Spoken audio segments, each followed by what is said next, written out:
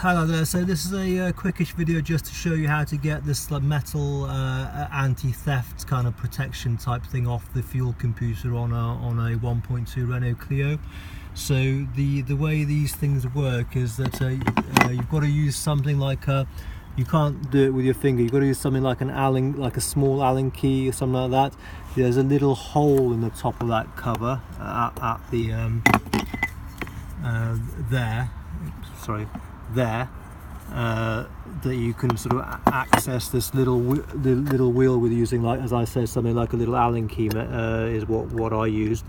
And then if you keep turning this up, you obviously can't do it with your fingers. I'm just doing it with my fingers to show you, but as you can see that this thing here, as you keep turning this, you know, in an upward direction, if you were pulling it with the Allen key, it slowly moves over to the left. I mean, when you're trying to do it with an Allen key, it takes an age, I've got to admit, but you know, eventually this thing moves over enough to the left, and then this bit can compress, and this then allows you to then pull this up. But just a word of warning, even after you've done all that, this is usually sort of like corroded and stuck on there, so it's still difficult to get off. You kind of need to use a screwdriver or some little screwdrivers to sort of like gain a little bit of access into like the different edges and stuff, and carefully kind of prise it up as best you can, obviously being careful not to